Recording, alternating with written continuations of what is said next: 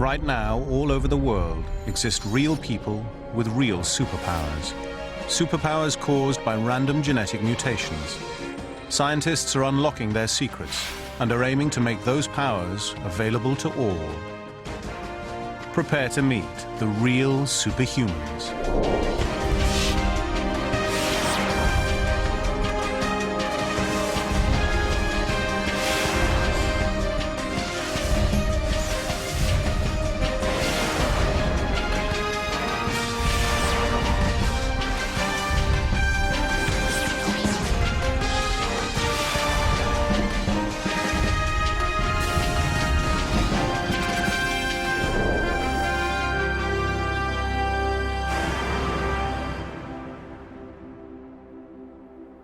Lapland, 200 kilometers north of the Arctic Circle.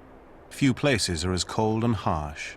It's January and the temperature is minus 26 degrees Celsius.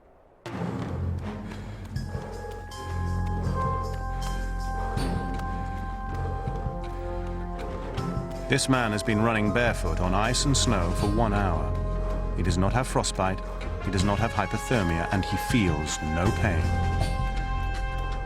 He has the power to live in the cold, to withstand temperatures so frigid, others would die. He does this by willing himself to heat up. After training and experience, I found out we have a sort of thermostat here, and I know how to reach it. Not by hand, just by my mind.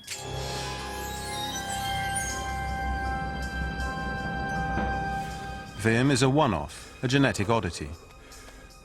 In the past, a man with his abilities would have remained a scientific mystery.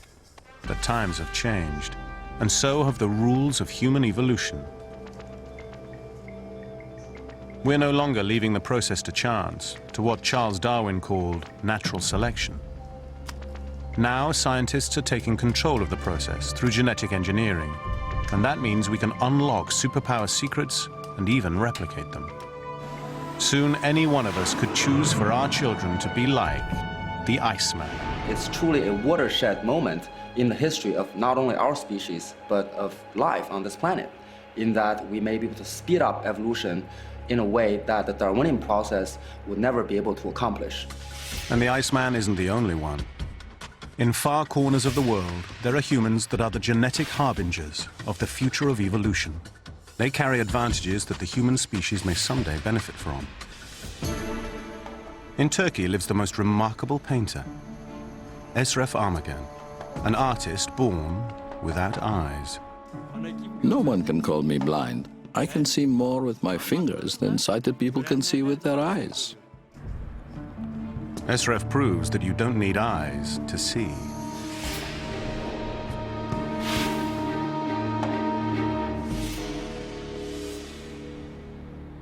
In Zurich, there's a woman with incredible sensory powers.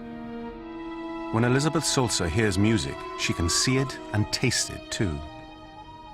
When I listen to music, I always see the colors and the forms. This fusing of her senses gives Elizabeth a big advantage. She has an astounding memory.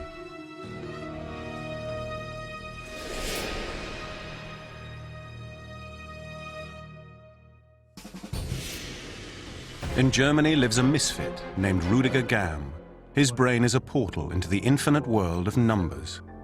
People call me the human calculator because I'm able to calculate better than a normal pocket calculator.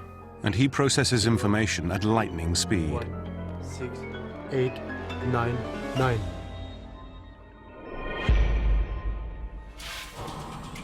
Genetic engineering is on the verge of making it possible to pick and choose these traits to create more advanced humans in the future. In Chicago, there's a scientist aiming to make the next great leap forward in evolution. Geneticist Dr. Bruce Lamb has made some of the most startling discoveries in evolutionary genetics in the last decade. And he sees a future in which we will redesign our own species. Instead of the Darwinian process of random mutations followed by selection, we may be able to design mutations that would take us to the direction that we would like to go.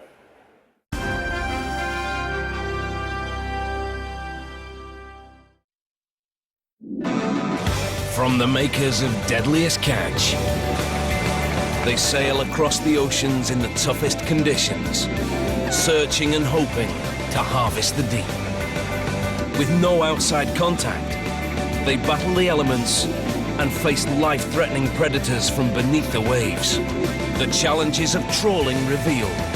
Tuna Wars, a new 2-part series, Tuesday at 9 on Discovery. The stare. Nobody likes to be stared at.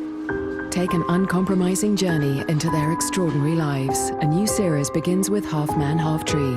My Shocking Story starts next Thursday at 9 on Discovery. Can you walk on custard? A trifling problem. You can find out after this break. Zulu. It's the greatest British war film ever, and it made Michael Caine a star. Zulu, with brand new extras. Zulu, the 2-disc special collector's edition DVD. What are you waiting for? The epic gift this Christmas, out now. She is the last of them. With her gone, demonkind will slip into the darkness from whence it came. I'm here to kill your monster. Show yourself! Beowulf, love me, and I shall make you the greatest king that ever lived. She's not my curse. Not anymore. No! Was she so beautiful, Beowulf? A beauty so costly? I visited this horror upon my kingdom. I must be the one to finish her. Mine is strength and lust and power. I shall live forever. I am Beowulf!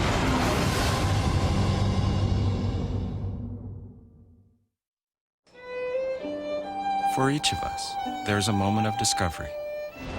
We see that all of life is elemental, and as we marvel at element bonding with element, we soon realize that when you add the human element to the equation, the chemistry changes. We find a way of seeing that gives us a way of touching. Issues, ambitions, lives. The human element. Nothing is more fundamental. Nothing more elemental. When a sore throat makes you fade into the background, you need Strepsils. Strepsils not only soothes pain fast, so you can feel like yourself again, but also contains active ingredients that keep on working, working, and working even after the lozenge has gone. Strepsils, first aid for sore throats.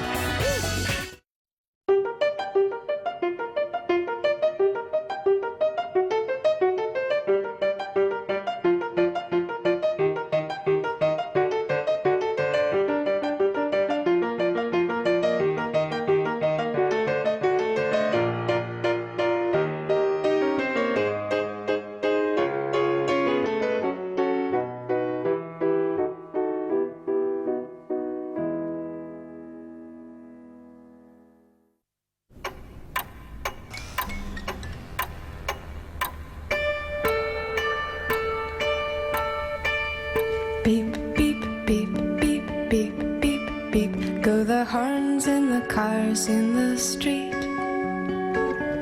We walked away from the lover's leap. Opposite directions, synchronized feet. Can you wait forever if time is all it takes? Love film? Yes. Want an easy way to rent DVDs? Yeah, that's right. Want to choose from over 65,000 titles? What? From just $3.99 a month. Are you serious? You can also try downloads. Yes! Yes! Book cinema tickets. Even get all the latest movie info. Why didn't you say so? Check out lovefilm.com. I like it. Simple, easy to remember. And oi, why not try our DVD rental free for 2 weeks? I'll be damned. Custard becomes a solid under pressure, making it possible to walk on. The Berbers could use this as an emergency shelter. Get inside it! Stinks.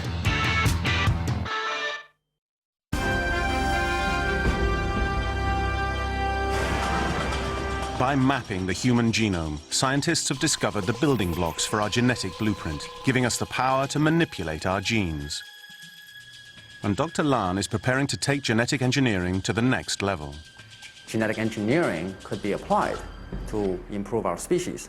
So the examples of people with extraordinary abilities, be it the synesthesia or resistance to cold temperature, or the ability to draw without having ever been able to see, are testimony to the biological diversity within our species that we can tap into to make our species better in the future.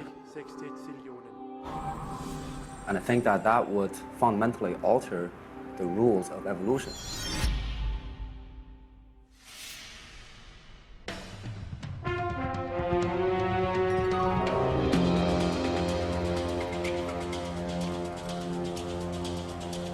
Wim Hof is a mild-mannered mailman with an alter ego, the Iceman. The origins of this secret identity began when Wim was just a little boy, and the cold almost killed him. It all began when I was 7 years old, and I was going to school, and I almost froze. And I went to sit in a porch of a house, and I just went to sleep. The cold touched me like an enemy. This was my first contact with the cold. And I was just laying there until the ambulance came and took me to the hospital. And if nobody would have found me, I would have died. Just the white death. But the cold did not kill Wim. It made him into a man who was irresistibly attracted to frigid temperatures. It's a bitter January in Holland. The canal is just above freezing, and yet Wim just can't help himself.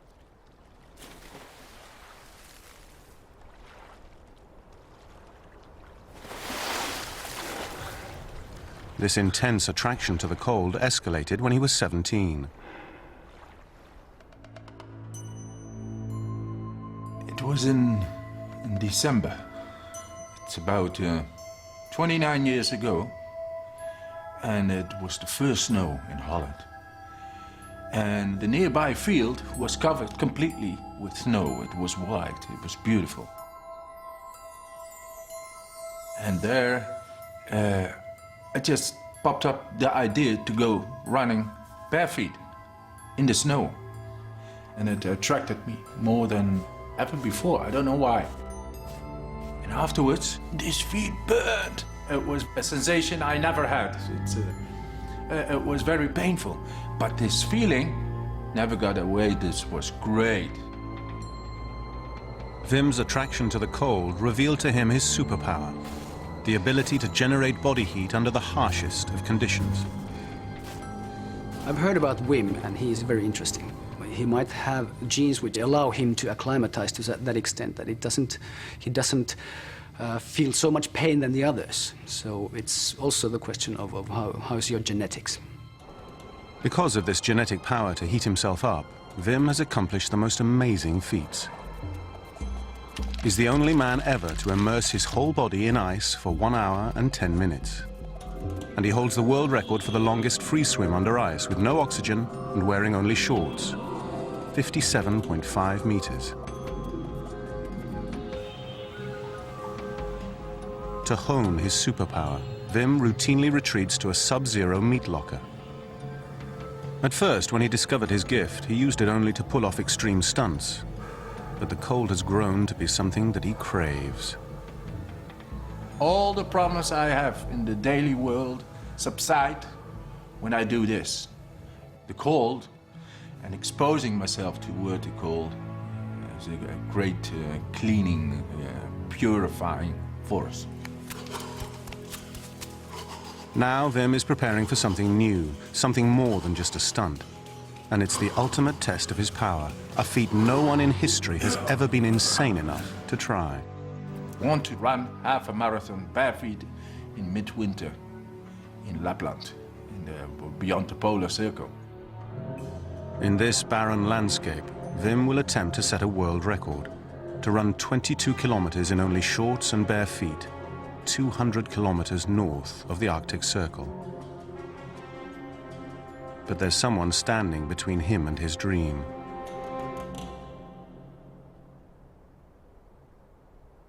Dr. Oxa is a world-renowned cold physiologist. He's skeptical of Wim's abilities and wants scientific proof that Wim can increase his body temperature at will.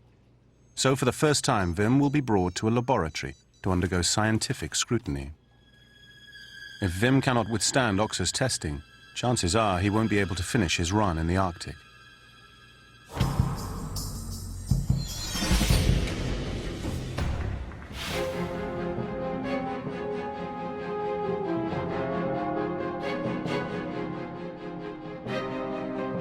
But the Iceman is not the only superhuman. Another hero has emerged in Germany.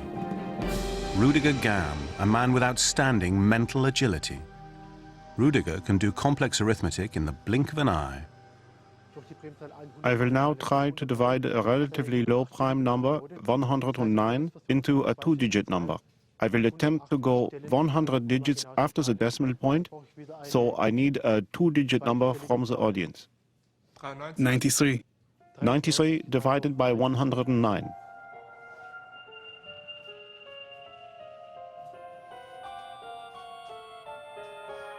Null, Komma, 8, 5, 3, 2, 1, 1, 0, 0, 9, 1, 7, 4, 3, 1, 1, 9, 2, 6, 6, 0, 5, 5, 0, 4, 5, 8, 7, 1, 5, 5, 9, 6, 3, 3, 0, 2, 7, 5, 2, 2, 9, 3, 5, 7, 7, 9, 8, 1, 6, 5, 1, 3, 7, 6, 1, 4, 6, 7, 8, 8, 9, 9, 0, 8, 2, 5, 6, 8, 8, 0, 7, 3, 3, 9, 4, 4, 9, 5, 4, 1, 2, 8, 4, 4, 0, 3, 6, 6, 9, 7, 5, 4, 7, 7, 0, 6, 4, 2, 2, 0, 1, 8, 3, 4, 8, 6, 2, 3.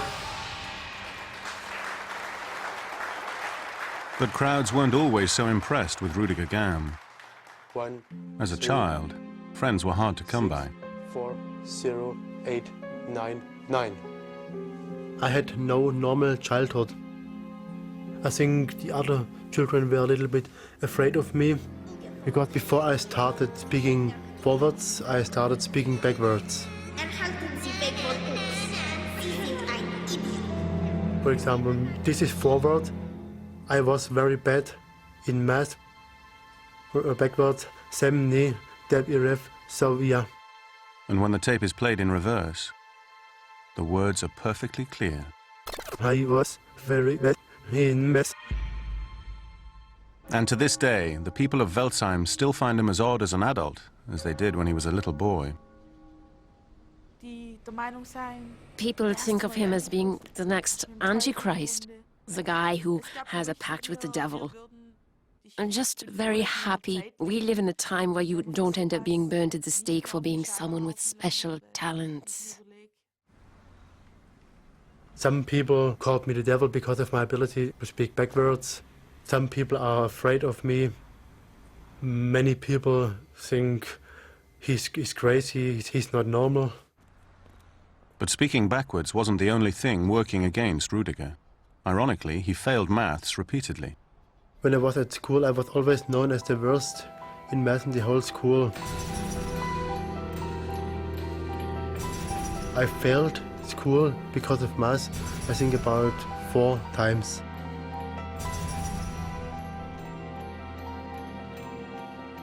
When Rüdiger was 21, something extraordinary happened. Literally overnight, he was able to calculate better than a computer. 93 to the power of 5. 6,956,883,693. This may mean that Rüdiger is what's known as a sudden savant, someone who suddenly and unexpectedly acquires a special mental ability. 248,800. What triggers this phenomenon continues to baffle neuroscientists. I discovered my power at the age of about 20, 21. I read a book about numbers. I found a table with the powers. For example, 1 to the power of 2, 2 to the power of 2, 3 to the power of 2, up to 99 to the power of 2. And I memorized a lot of these numbers. 1, 0, 0, 9, 1, 7, 4, 3. A few weeks later, I started calculating with these numbers. And this was the beginning. First, my life did not change. It changed 1.5 years later when I was in a German TV show called You Bet. Hier ist Rüdigger Gam. 682 Billiarden, 201 Billion. Rüdiger answers the question, what is 87 to the power of 12, instantly and flawlessly. 618.081.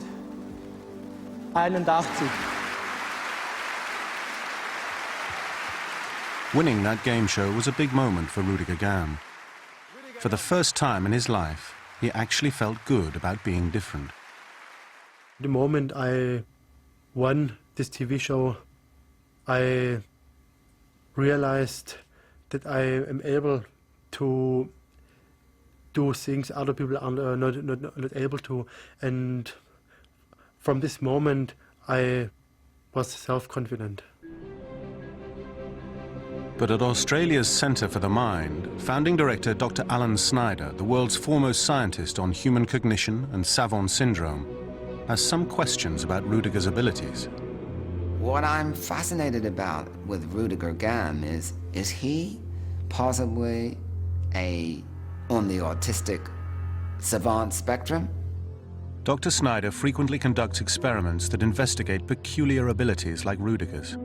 Abilities involving the instant recall of vast amounts of information. Some of them can remember every single day of their life. Others have remembered almost everything they read. They have extraordinary memories. Now, these are people with brain impairment. But Rüdiger knows he is more. He doesn't want to be classified as a savant, whose talent is due to brain impairment, so he will have to prove Dr. Snyder wrong. My greatest desire is that people in this world know my name in about 300 or 400 years.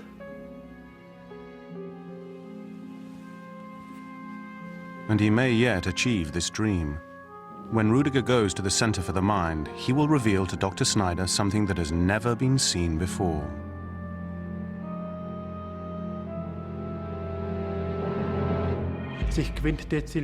Rüdiger's ability to instantly calculate numbers and Wim's ability to survive in the cold offer powerful possibilities for the rest of the human race. We may be able to genetically engineer these traits into more people.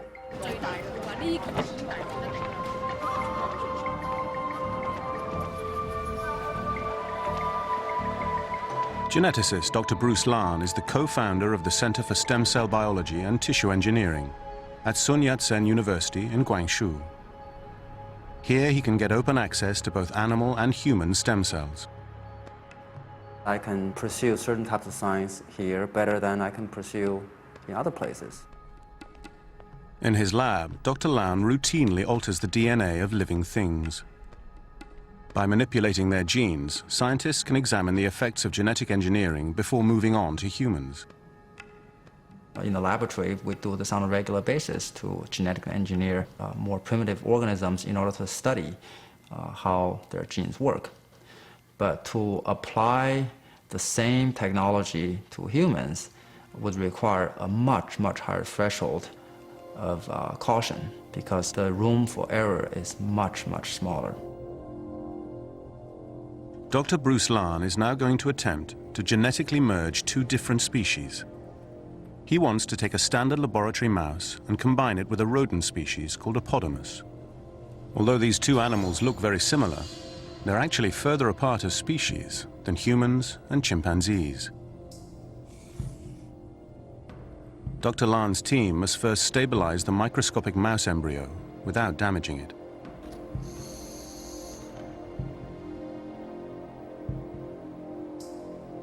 And then attempt to inject podamus stem cells into the embryo.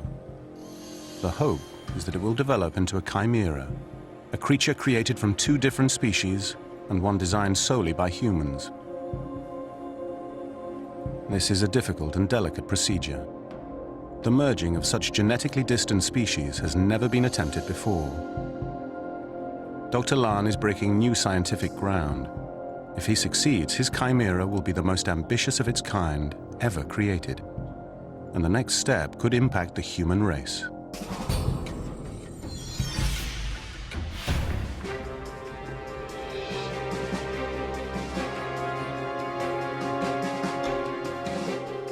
Half a world away, there's a woman who could also have a dramatic effect on the future of the human race. Elizabet Salser is a genetic original. Her genes give her the most fantastic superpower, one that fuses her senses into an extra sense. I always see the colors. I cannot go anywhere without colors. I see a stripe, and there are many colors on it. When I'm walking in the street and I hear a car, and when a mobile is ringing, then I always see the colors, if I can hear the note. But also if I hear a dog barking or birds, then it's like music. Then there are many colors.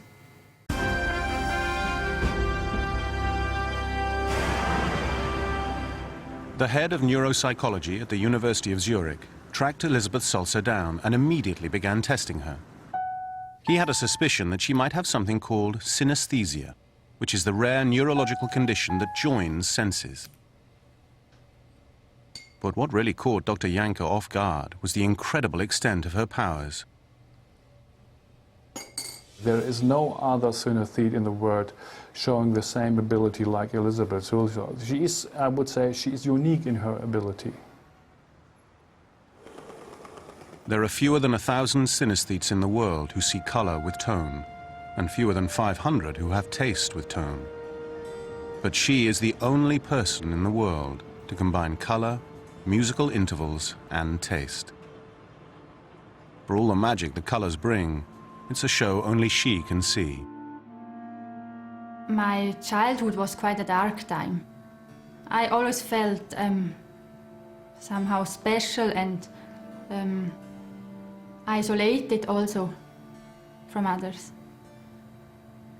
When I was 16, I was out with a friend of mine and it started to rain. And then I heard a G, and at the same time I saw that the G was blue. And then I went through all the scale and I saw that each note has his own specific color. And this was the first time when I was conscious of the colors. Then I asked my friend if she can see colors when she listens to music, and she found that I'm a little bit strange. Yeah, it was just a strange feeling that I'm alone and not as the others. And Elizabeth is not like others. When Dr. Janke scanned her brain, he found it hardwired like no one else's. We found there is a specific connection between the color areas, between the taste areas, and between the auditory areas. The neural pathways in Elizabeth's brain connecting her sight, sound, and taste appear to be surging with activity. In average people, these connections are almost dormant. But before Dr. Janke had diagnosed her synesthesia, Elizabeth had no idea what was happening to her and was discovering new dimensions to her power.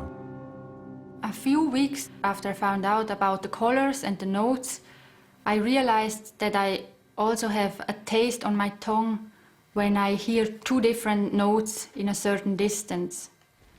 A second minor is sour, a second major is bitter, and a sixth minor is creamy.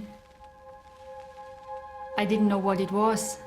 I was very frightened of myself, and I thought that I will get crazy. But synesthesia isn't just found in Elizabeth's brain. It may be in her very genes. Neurogeneticists at the University of Oxford are looking for these genes, and there are those who are very interested in the results.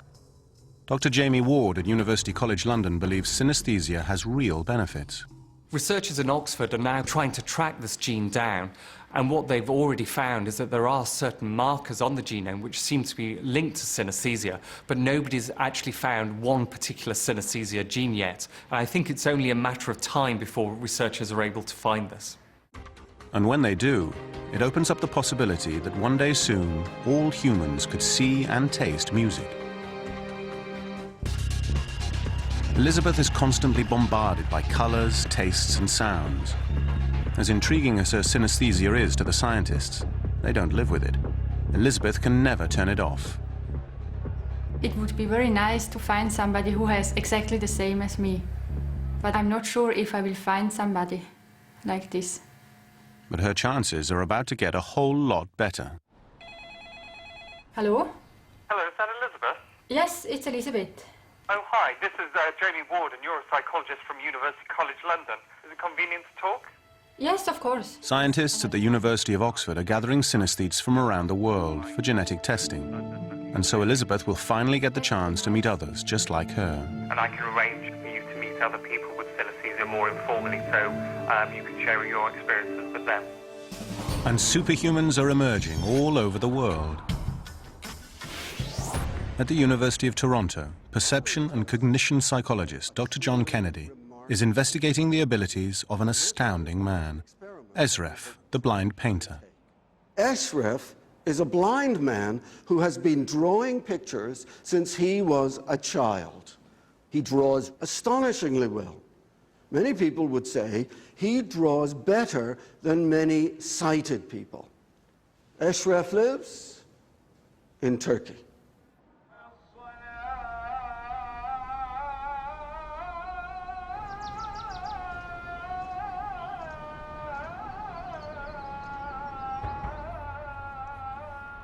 Ешref Armagán has a genetic mutation that caused him to be born without eyes. This seeming defect has given him the most remarkable power. While he paints a landscape he cannot see, this artist is changing everything science has assumed about vision. Ешref has never seen light. He had a difficult childhood and had to overcome great odds to discover his gift. Being blind in Turkey in the 1950s was hard.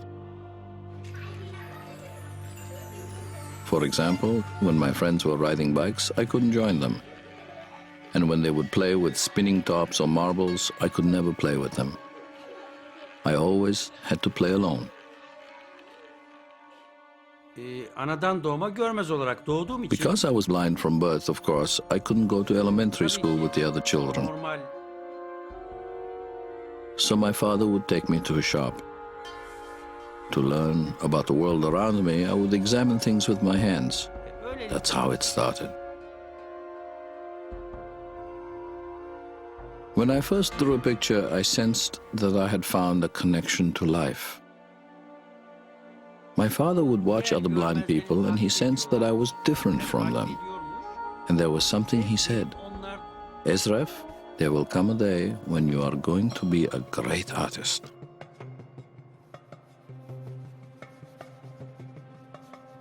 From the first moment that he drew a picture, Ешref knew this was his calling, and his blindness was not going to stop him. Into picture is that I start by imagining shapes that I have already felt. Then I form those shapes into the painting I want to create. I make a plan of the picture completely in my head before I start to draw it.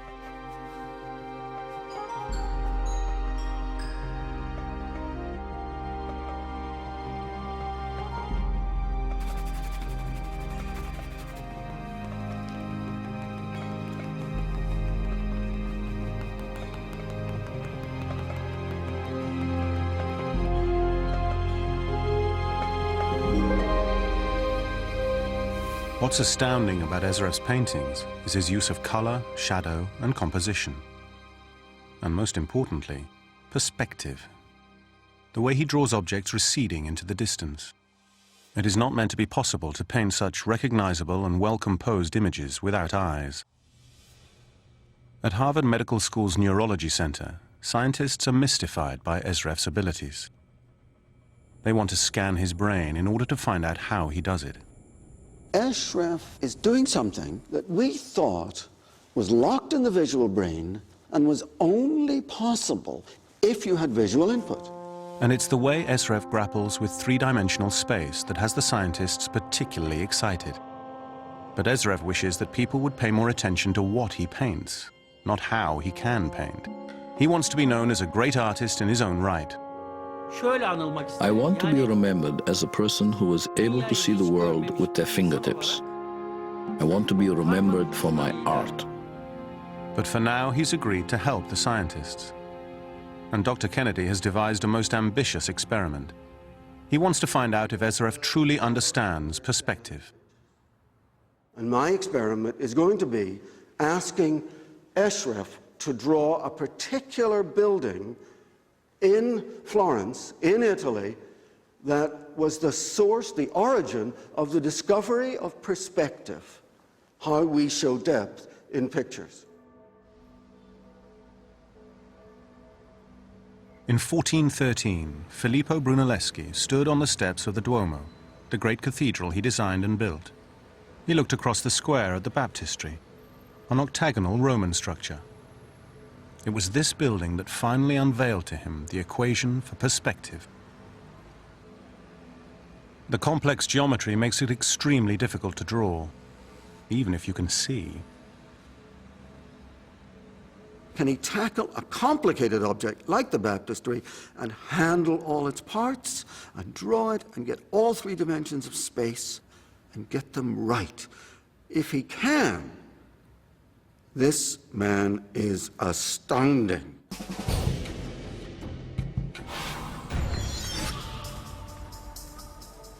Ešref's ability is redefining our understanding of what it means to see. But in a future world where genetic defects like blindness could be deleted, a person like Ešref might not be born at all. People will come to accept genetic engineering once we get a healthy baby that is indeed better off with the changes than not, be it greater cancer resistance or greater intelligence. And eventually, those healthy babies could also be given superpowers. But the early stages of this new era of evolution sit in this Petri dish. Dr. Lahn's rodent merging experiment is tricky and slow going. But if all goes according to plan, in approximately 21 days, a new form of animal will be born.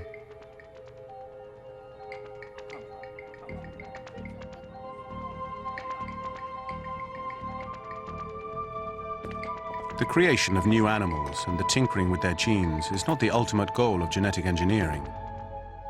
It's just the beginning. Genetic engineering of our own species would happen sooner or later. So I think the question is not if, but when. So resistance is futile. But putting humanity in charge of its own evolution is a risky business.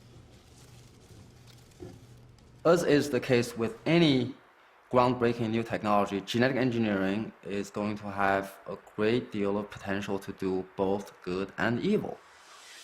Dr. Bruce Lahn believes that genetic engineering could drastically widen the gap between the haves and the have-nots. If those with money can afford to design more advanced children than those without, it's possible that humans could split into two entirely different species: the wealthy enhanced and the poor unenhanced. And there will be such dramatic biological difference between the two groups of people that society becomes not just socially stratified, but biologically stratified.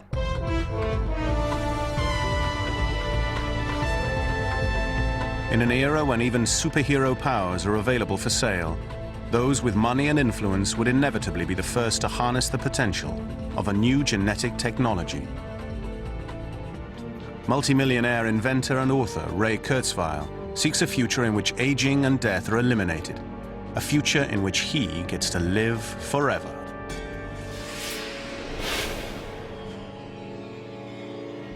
The idea of healthy aging is an oxymoron. I mean, aging means a loss of your faculties, a loss of your senses, a loss of your sexual desire, a loss of your mental abilities and physical abilities. It's not a desirable process.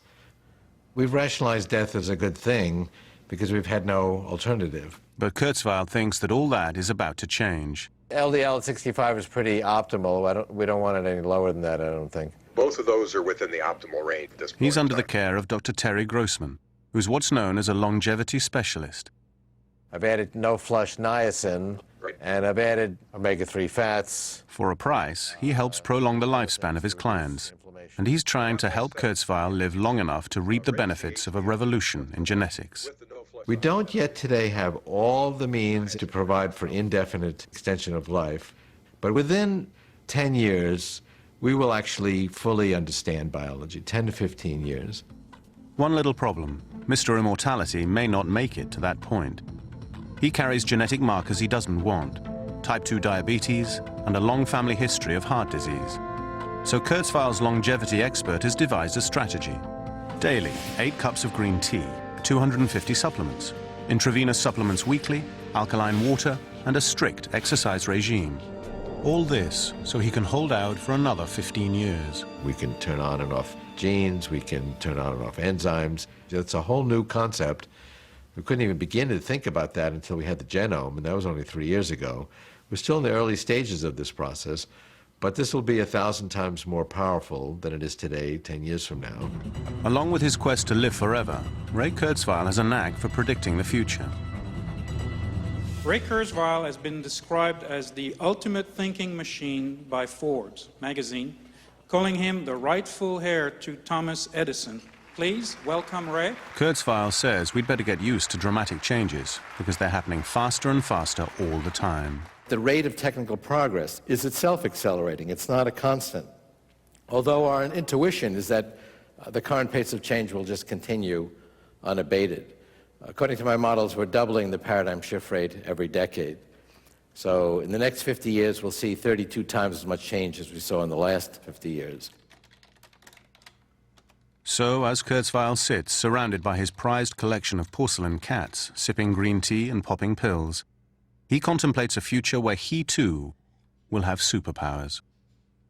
A lot of people define human in terms of our limitations, a limited lifespan, limited physical powers, limited mental powers. We've been changing that, and I very much want to be around for a long time to see really the remarkable changes that I think we will be experiencing. But Kurzweil is 58 years old.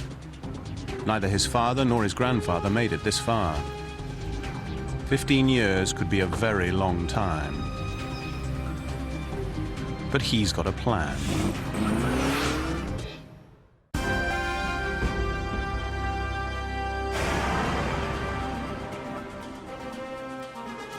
The real superhumans are traveling to far reaches of the globe. Each of them is about to undergo intensive testing, and the impact of those tests will ripple through their lives and outward toward the rest of the human race.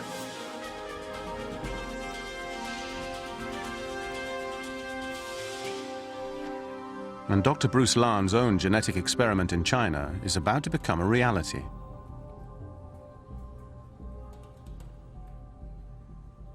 Apodamus stem cells have been successfully injected into the mouse embryo.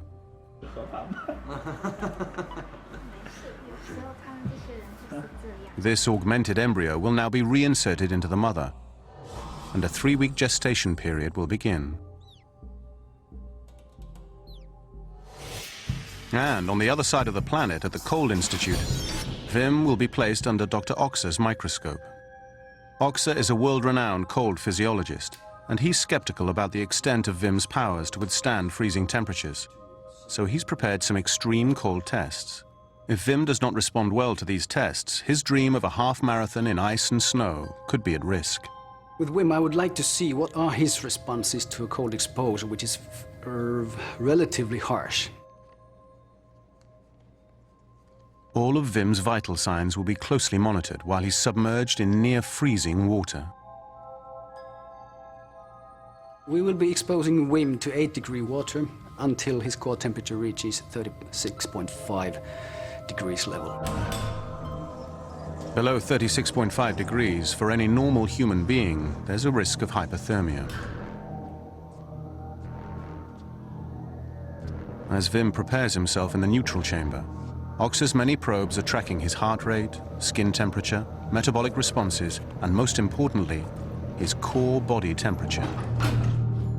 When an average person is lowered into 8-degree water, the first reaction is a very intense pain.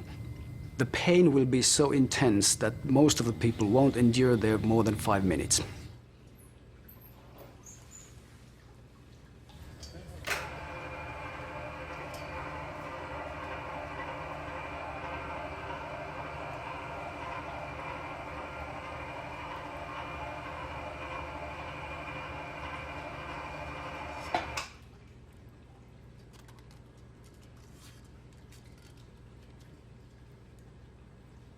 I see your heart rate, that it's 51 beats per minute, which is very low. Okay, now I will ask you, how do you feel? And you can point out which is your choice. Neutral, slightly cool. Do you have any pain? No pain. No tingling? No, a little bit tingling. Where? Just around the shoulder. Okay, and numbness? Numbness, no. Okay. When we exposed Wim to 8-degree water, we didn't see any gasping response from him. And that's unusual. For an average person will always have a gasping response to a sudden cold exposure. At the 7-minute mark, the average person would be in such extreme pain, it would be verging on torture. You have been immersed now for 7 minutes. What can you conclude, Doctor? So far, the metabolic response is also very low. You don't really have very much difficulties in staying there at the moment. Wim concentrates on accessing his internal thermostat and does what only he can do. He warms himself up. And your core temperature is 37.2, which is about 0.3 degrees higher than it was when we immersed you. You have a very good adaptation. After 15 minutes, most people would be shivering violently, find it hard to think, and speaking would be almost impossible. Dr. Gupta. Yes? Tell me about your hobbies. At the 25-minute mark, the average person could be unconscious. Shivering would have stopped, and they may appear dead. Do you have pain? No pain. Okay, tingling? Yeah, a little bit tingling. Numbness? No. And shivering? Yeah, right now. Okay.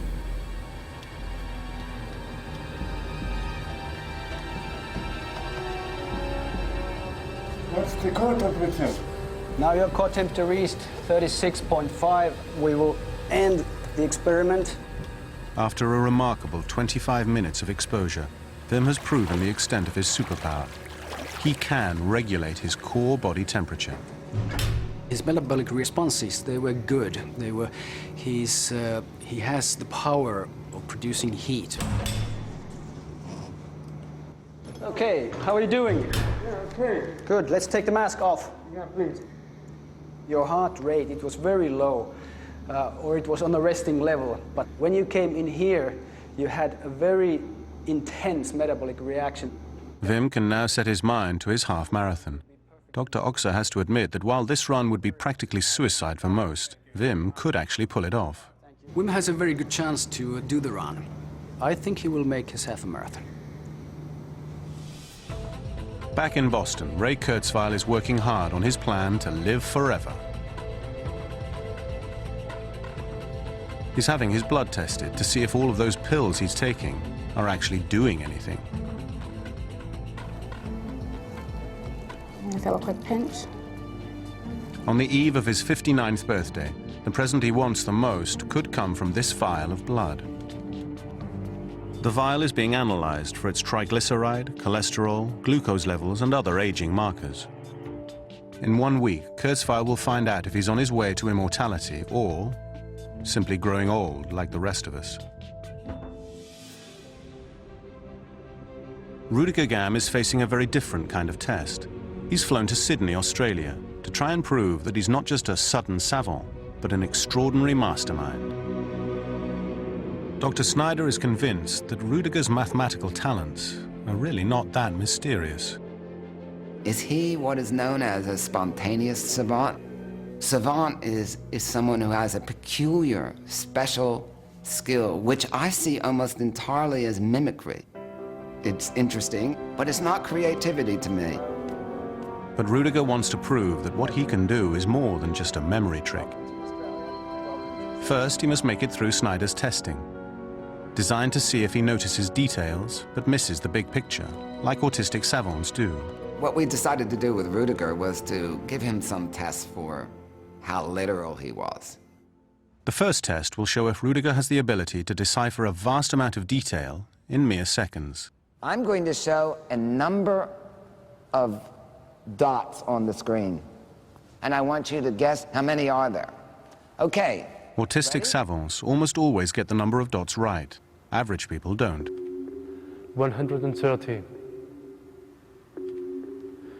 180. 140.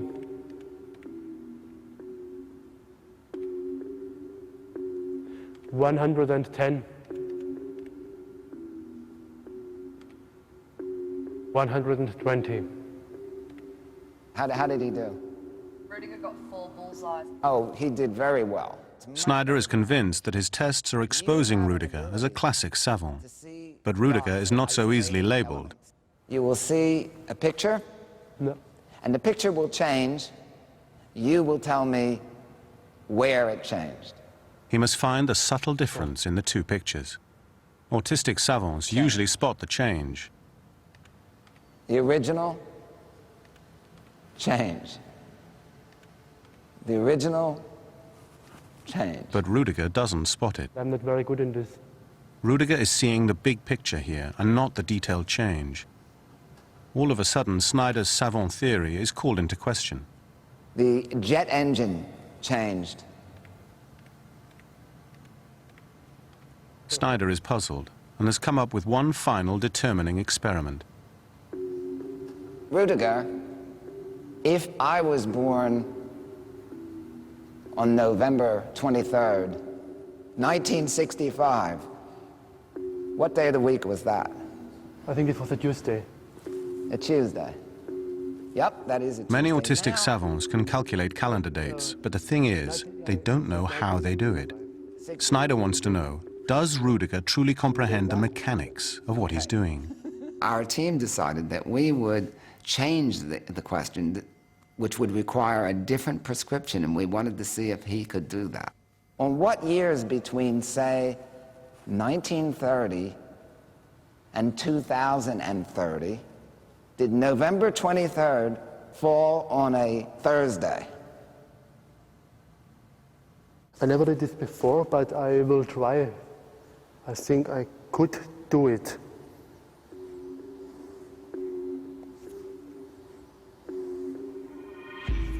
In 1933,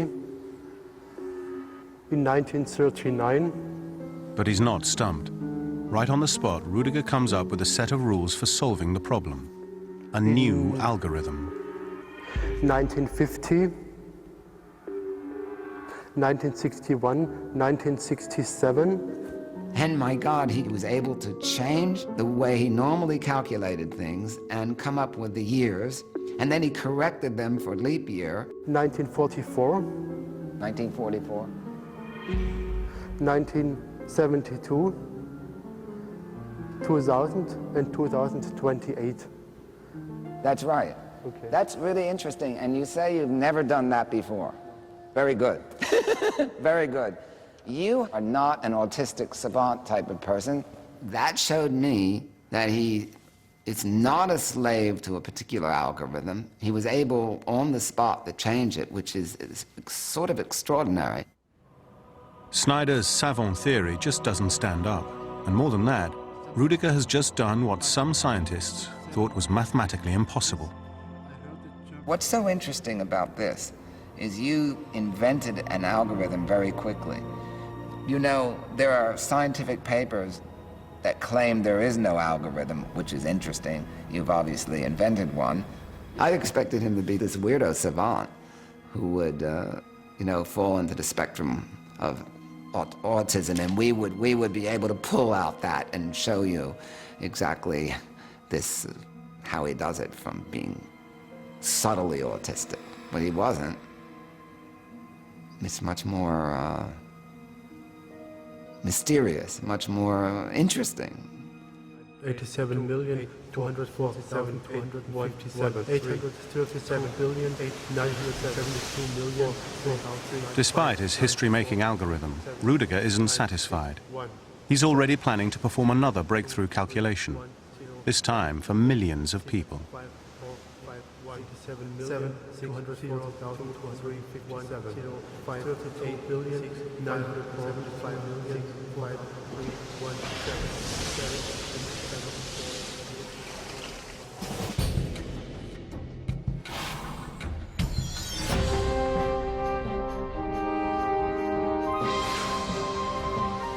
In London, Elizabet Salser, another person with a mysterious genetic gift, is about to let science in on her secrets. Dr. Jamie Ward has a theory that synesthesia does more than just fuse the senses. He believes it may also give her a superior memory. Hi, Elizabeth. Hello. Thank you for coming to London. But he's about to discover her ability is far more advanced than he ever imagined. It's not just music Elizabeth sees in colour, it's also in the words spoken to her. Maybe you could describe to me what you see and where you see it when I say a word like window. So what colours would you see, for example? I see white because of the I and black because of the O. And the W in the beginning, this is olive green. So you would see the word in colours about 3 or 5 metres away? Yes, always. Okay. Well, that's very interesting that your words are kind of outside of your body and a few metres away. Not everybody has this. It's quite unusual. So, Elizabeth, what I'm going to do is I'm going to... Dr. Ward is going to read off 15 words to Elizabeth, and he wants to see how many she can remember. Right, so let's give it a go. Drum, curtain, bell, coffee, school, Curtain, parents, house, moon, garden, coffee. She got 10 out of 15, which is slightly above average, but that's not the real test. Yeah. OK, now we'll do a different test that's going to test your memory for colours.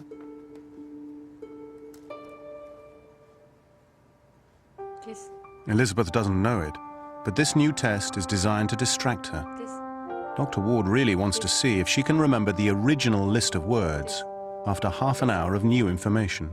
Now what I'd like you to do is try and remember words from the original list that I read aloud to you. Could you do that? Okay.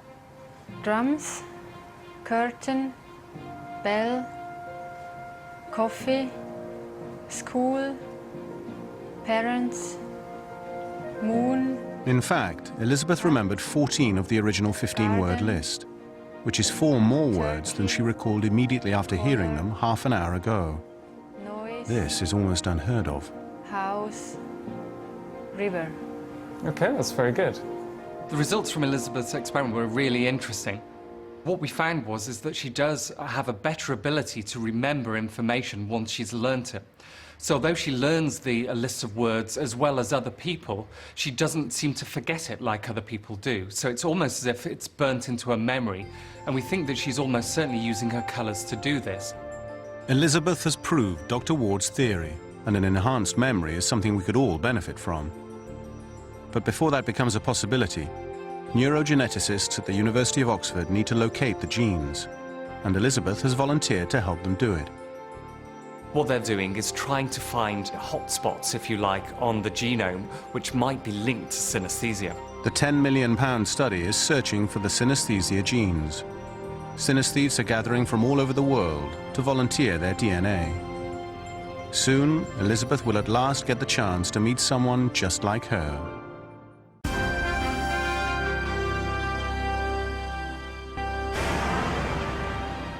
Ешref, the blind painter, has arrived in Boston.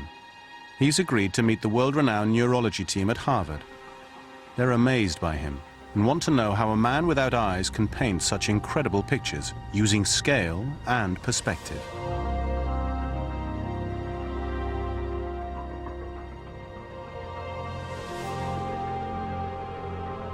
Their experiment will involve putting Ешref in an MRI scanner, asking him to draw and observing the activity in his brain. Ešref must remain as still as possible so they can get a clear image of his brain. As he draws a picture, the scientists are riveted by what they see on the monitors. Regions of his brain that shouldn't have any activity due to his blindness react in an extraordinary way.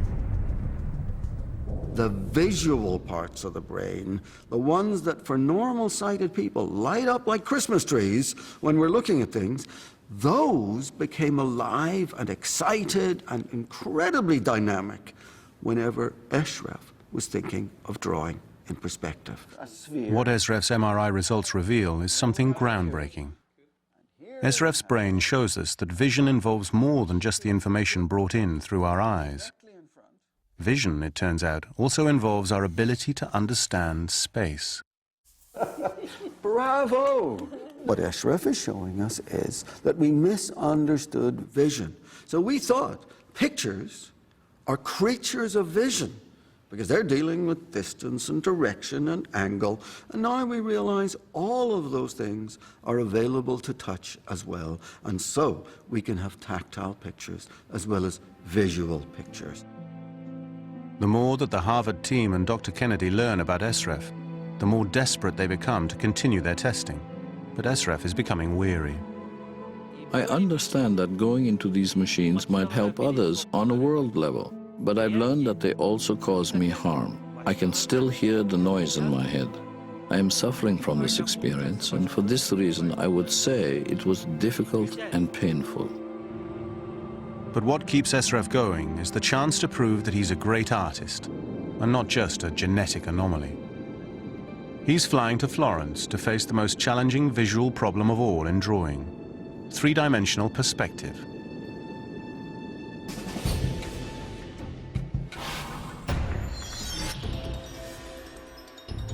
Even though humans are venturing into uncharted waters, scientists continue to tinker with our genes, changing the course of our evolution.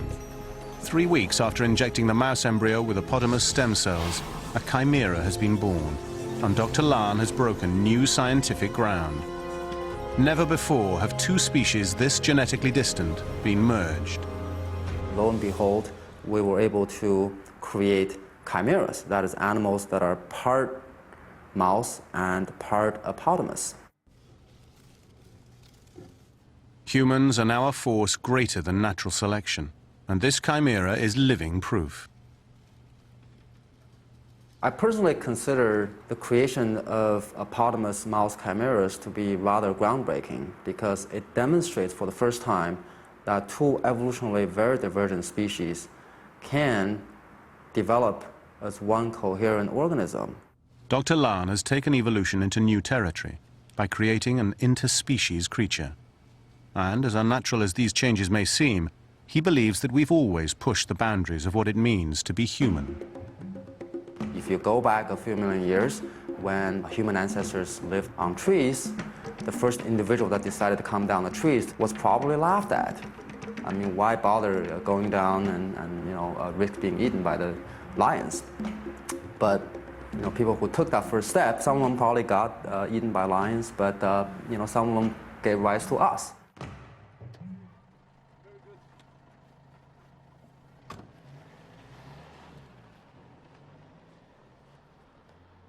Wim Hof and the other superhumans might not know it yet, but in taking these groundbreaking tests, they may be a lot like our ancestors, who came down out of the trees for the first time. Kalari is 200 kilometers north of the Arctic Circle in Lapland. It's the night before his half-marathon, and Wim attempts to acclimatize in the biting cold and snow. Tomorrow's feat will test the limits of his powers.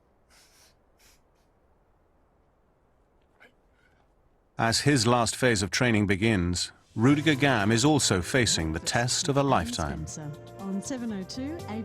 A popular Australian morning radio show is having Rüdiger on as a guest, and they're going to ask him to tackle a complex calculation.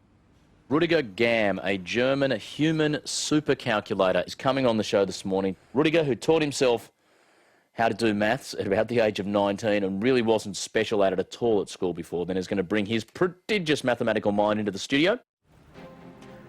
Rüdiger is about to do something never before attempted by anyone. He will try on live radio to calculate every power of a number the host will spring on him and get them all right.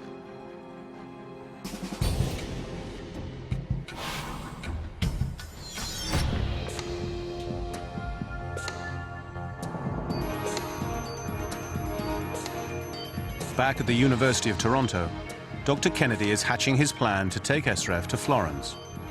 Because of Ешреф's MRI, Dr. Kennedy has new insight into how vision truly works. But he wants to push Ешреф even further, to see if he can draw the baptistry in three-dimensional perspective. An architect, Filippo Brunelleschi, invented perspective. He's the only person in civilization to have invented perspective. Anybody who gets perspective goes back to Brunelleschi. Prior to the 15th century, all art everywhere in the world lacked systematic perspective. Buildings collapsed on each other, wine fell off tables. And then in 1413, Filippo Brunelleschi changed all that. He invented the geometry of perspective in art, and it spread across the world. If we take Ешреф and bring him to the building where perspective was discovered, will he draw that building the way Brunelleschi did in 1413? We are going to take him to Florence of the Renaissance.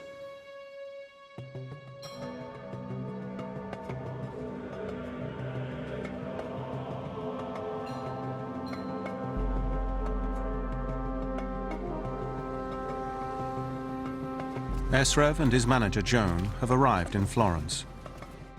The weight of the task ahead is heavy on Ешреф's shoulders, because when the sun rises, he will be asked to recreate what Brunelleschi discovered. This time, without eyes. I'm really worried about tomorrow because I'm not sure what I'm going to be asked to do. I don't know what perspective is. My worst fear is that I will fail. I hope I don't disappoint the professor. The day of the experiment has finally arrived, but an excited Dr. Kennedy doesn't realize that Ешреф is nervous and tiring of the experiments. Will this be too complicated for him? I don't know. I want to find out.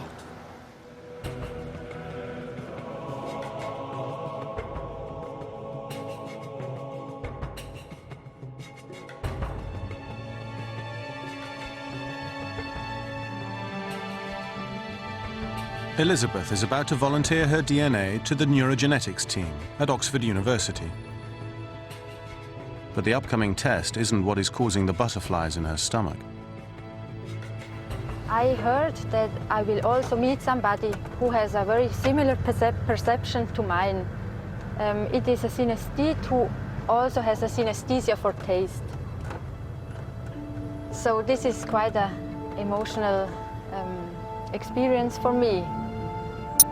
Talk to him.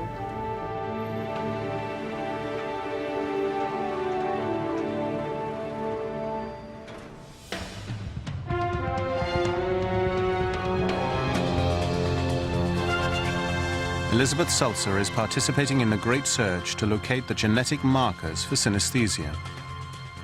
But her thoughts are racing forward to the moment when she can finally meet her genetic tribe. And it is the strangest tribe. That kind of yellow word, anything beginning with C is yellow. Do you find that? No, I don't at all, because clarinet would be quite a pinkish word, but pinkish purpley. Yeah. It's a lot to do with the vowel sounds in Yes. it. Right. Hello. Hey, we were sort of expecting you, I think. Wonderful. So you are also here for the DNA test? Yes, yes, yes. So what's your name? Ilan.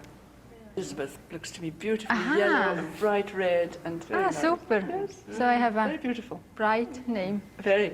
I always thought I have a dark name. What's your name? Tessa. Tessa. The S is yellow. Yeah, so me too. Anyone else got yellow? Yes. I heard that there is somebody who has also a synesthesia for taste. Yes, oh, this is him. So it's him. Hello. Nice to meet you. Yeah, I'm Elizabeth from Switzerland. Yeah. And you must be James one of them. And what do you taste when you hear that, Elizabeth? Elizabeth tastes of, it's like a nice thick cake. quite clear. Oh, no. What instruments do you play? I play the flute. Yeah, this is the beginning of slow piece from Vivaldi. This is the line. Of course. Do you have taste with music? I do, because I was going to ask Elizabeth, because you taste music and I can taste words. Yeah, we should speak about this. It would be nice if we could go to an opera or something, because then we could... You would.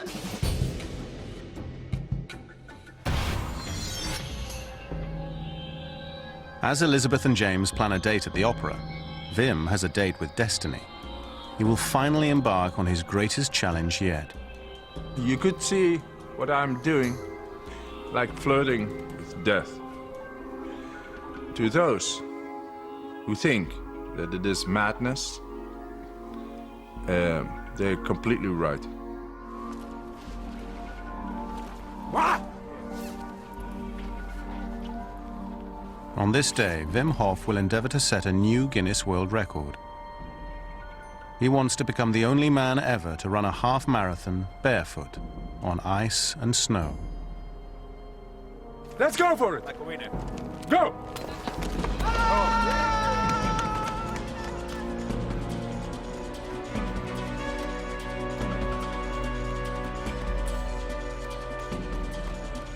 After 10 minutes of running in snow, an ordinary person wouldn't be able to withstand the pain in their feet. After 20 minutes, the cooling effect on the neuromuscular system would mean that they would not be able to remain standing. And after an hour, the average person would likely be unconscious. What Wim is attempting is very dangerous. Both hypothermia and frostbite are real possibilities. Even with his ability to combat the cold, he's taking tremendous risks. So he'll be monitored by a medic for every kilometer of the race. Are you okay?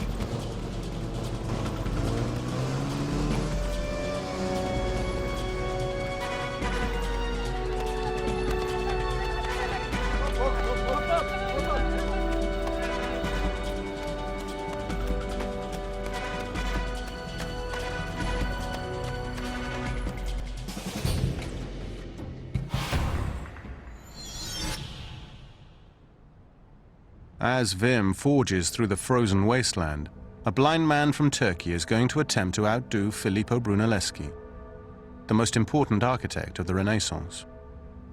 I'm going to ask Ешреф to sit here where Brunelleschi was and draw this building. John? Ешрef, how are you? How nice to see you. We have so much to do.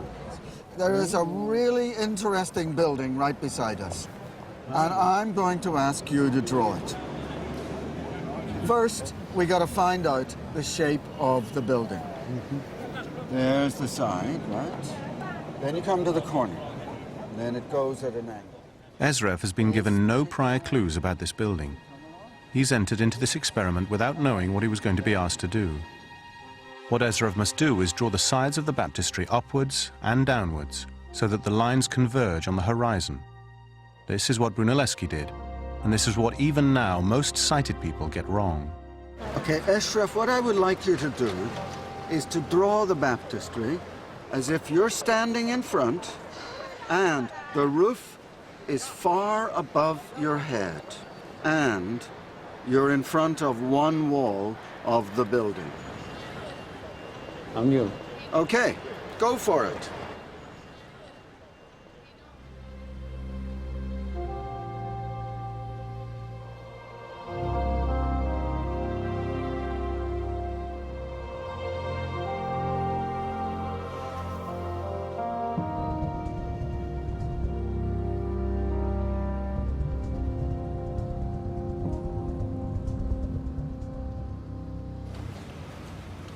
It's 6 a.m. in Sydney, Australia, and Rüdiger Gam's media moment has arrived. Welcome. Hello. Come on through. I'm very excited because Rüdiger Gam, German super calculator, is coming on the show after... The radio host, a former mathematician, is about to ask Rüdiger to do something he's never done before. Those answers will blow you away. After 7:30 this morning, first of all... Rüdiger doesn't know it, but he's about to be given the number 83. Just right here. And he must calculate consecutively every power of 83 without making a single mistake.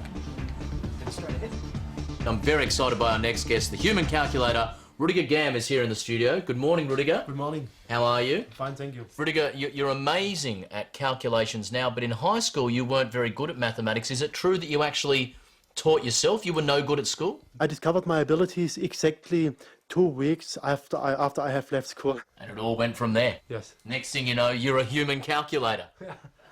I'm going to give you a 2-digit number. Yes. And you're going to tell me what the powers of that number are. So for people at home, when we do 2, the powers of 2 are 2 and 4, and 2 cubed is 8, 2 to the power of 4 is 16, etc. I'll give you a 2-digit number, and why don't you just keep telling me the powers until I've got a calculator here, and I'll see if I can keep up with you. So let's start with the number 83. 83. Yes. 6,889. 571,787. 47,458,321. Correct, Rüdiger. Keep going, keep going.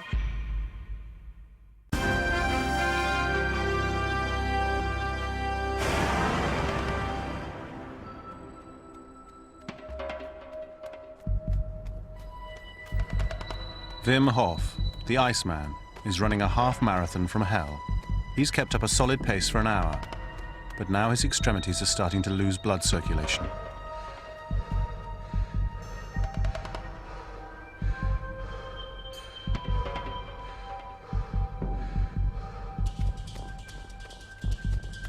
With 11 kilometers to go, frostbite is now a very real risk, and the medic is worried.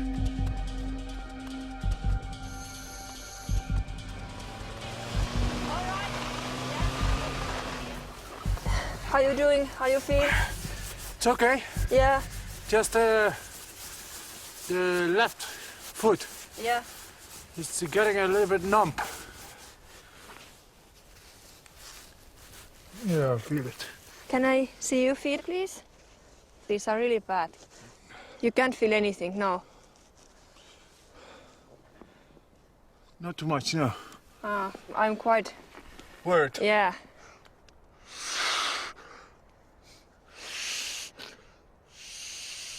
It doesn't look very nice now. Okay, let's go again. There is possibilities that he could lose his toes, yeah.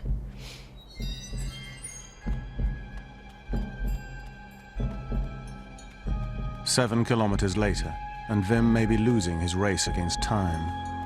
Even his superpowers have limits. His power to produce heat may not be strong enough to protect his toes from irreparable damage. Wim still has 4 kilometers to go.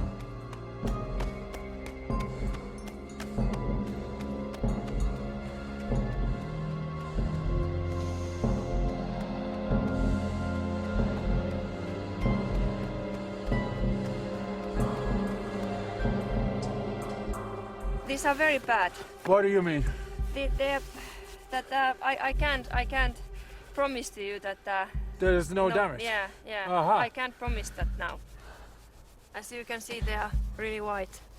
Yeah. Yeah, and they are hard, so it tells that it's no any circulation going on anymore. Are you sure that you want to continue? Yeah, sure. Yes. Finish it. Yeah, it's up to you, Wim. You make the decision, but I can't promise.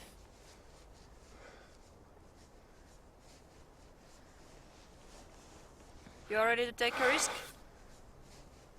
Yeah. Yeah. Okay!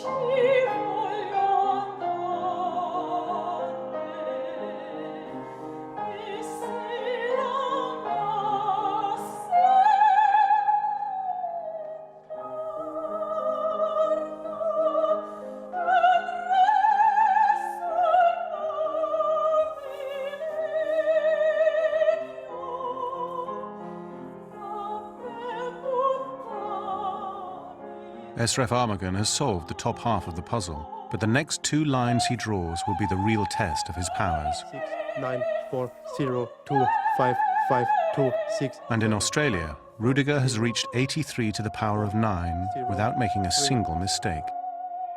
1, 5, 5, 1, 6, 0, 4, 1, 1, 8, 7, 2, 0, 5, 8, 5, 3, 4, 4, 9.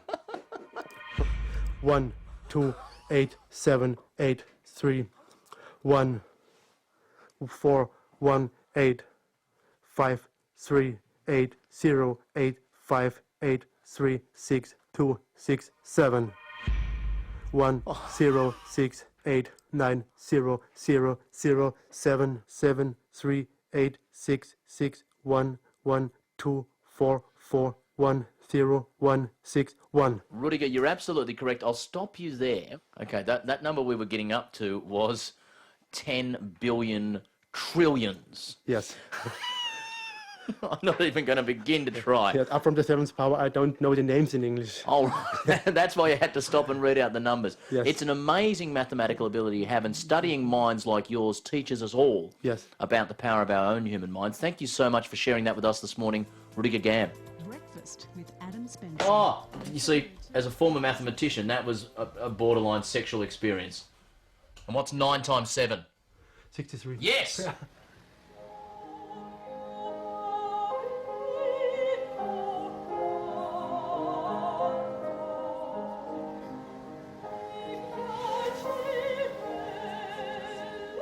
For Ешреф, this is the moment of truth. He must draw the bottom 2 lines converging upward towards the top.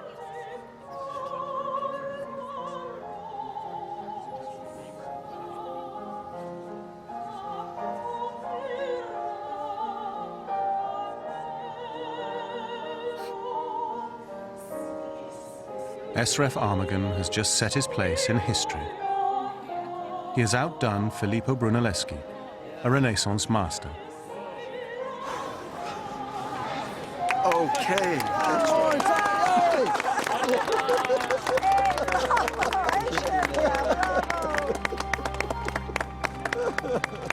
Bravo, Well done. bravo ya. Çok iyi yaptın. This is a moment that happened first 600 years ago. The next time it happened was today.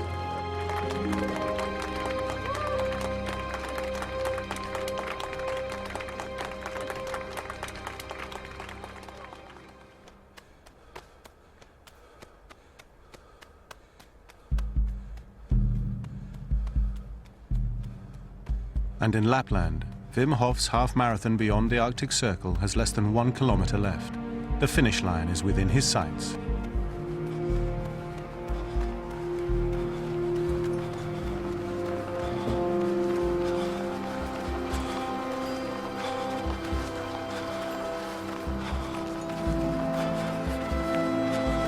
We're gonna make it. That's the gold medal.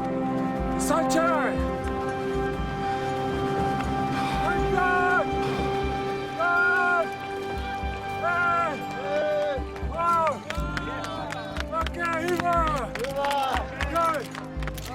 Wim Hof has just set a Guinness World Record, the first man in history to complete a barefoot half-marathon on snow and ice. At the end, the sun came and straight to the ice like a gold medal. And there it is. That's the gold medal. Yeah.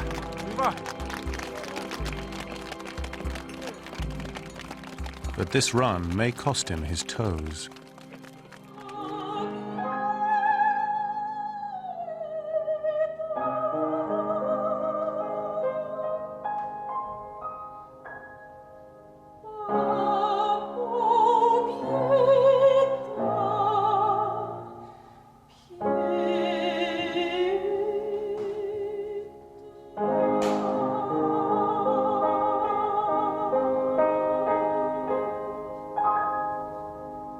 Beautiful. Yeah. Before I thought I cannot talk to anybody and they don't understand me.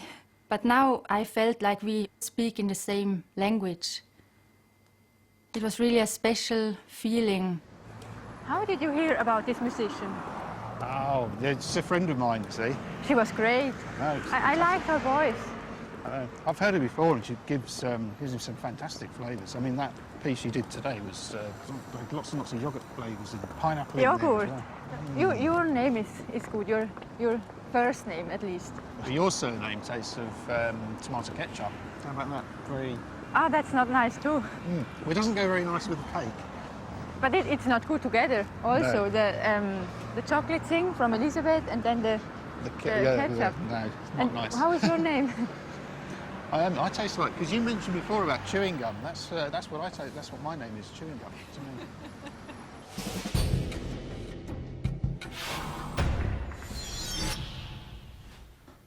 3 hours after Vim's race, and the medic has some bad news. You can see the difference. These are all right, maybe a little bit black, but these, they are totally black, as you can see. Yeah. So if the circulation won't come back, they are like dead, yeah. Yeah. She estimates that Vim did not have blood circulation to his toes for 45 minutes to an hour, and he may be facing amputation. That stupid color. It's a dead color. It's like a dead man. I don't like that. Come on. Get back.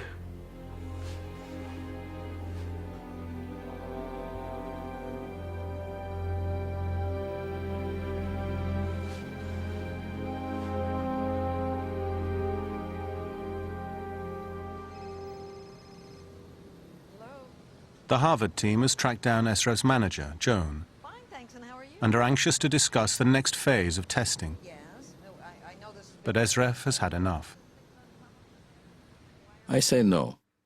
I am not anyone's guinea pig. I won't ever go under those machines again. I'm sorry. I don't have any interest in their research on my brain. Let their research be left undone. Even though Wim Hof's frostbite was severe and he suffered cold burn blisters, he did not lose his toes. The medic cannot explain it, but he appeared to use his abilities to return the life to his frozen tissue. I got a positive feeling about it, and I want to walk again as soon as possible to meet the next challenge, Mount Everest. The cold is still my friend. Why wouldn't I go back to my friend? I always will go back to my friend.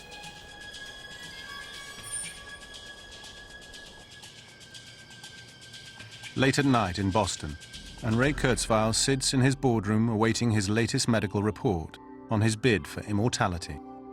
It's his 59th birthday. Hey, Terry, good to see you. Kurzweil's longevity specialist, Dr. Grossman, has the results of his blood test.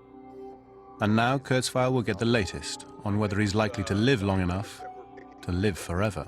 So I want to wish you a happy birthday. Ah, thanks. And I'm sure there will be extremely many more. In general, you'll recall that a year ago or so, we checked your biological age, and it measured 40 years of age. And I think that your current level of testing is very consistent with that, and is perhaps even lower. Well, I don't feel any older, so my goal is by the time I hit 60 chronologically in a year, that I'd be 39 biologically. I hear that 60 is the new 40, so again, happy birthday. Thanks a lot, Terry, and take care. Yeah, I look forward to talking to you again then, Ray. And so for another year at least, Mr. Immortality gets to live his dream. And maybe he'll witness the future fantastic, a future changed by genetic engineering. Actually, today's my 59th birthday, and human life expectancy is not a constant. So if you can hang in there, we may get to experience a remarkable century ahead. Thank you very much. In the years ahead, geneticists like Dr. Bruce Lahn will manipulate our species' genome, and in the process change what it means to be human. Dr. Lahn's chimera is not only a breakthrough in species merging, but it also impacts on human life extension. The chimera suggests that if such separate species can coexist, then human cells may also be able to survive in an animal embryo. This creates the possibility of organ farms, where replacement human body parts are grown in animals. So imagine that someone with kidney failure would be able to get a new kidney from a pig raised in one of these farms. So the idea is to grow human cells and perhaps even complex human organs in an animal.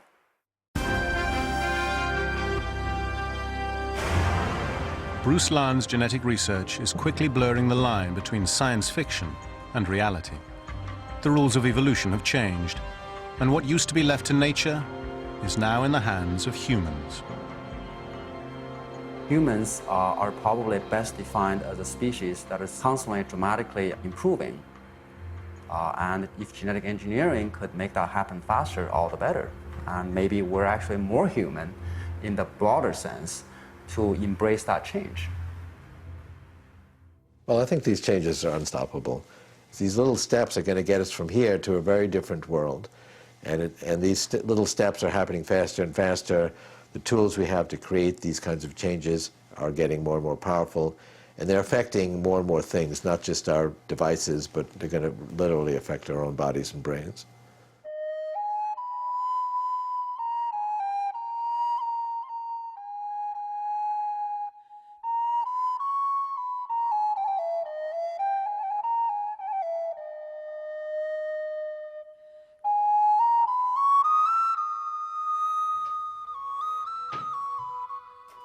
These real superhumans have opened the door to astounding advances in science, pushing our species towards its next evolutionary step.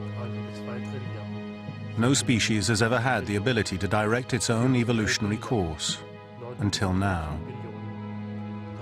The rapid advances in genetic engineering will affect us all. And in the very near future, our species will change, whether we're ready or not.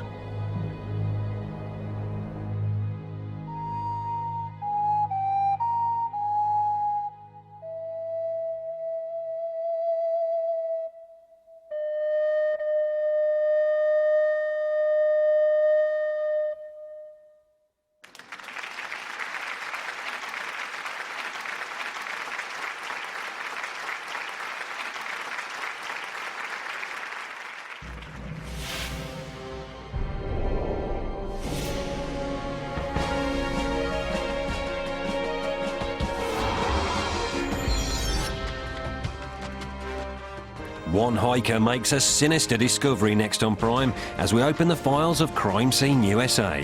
While beginning Prime at 9 tomorrow, a mother has a different DNA to the children she gave birth to in My Shocking Story.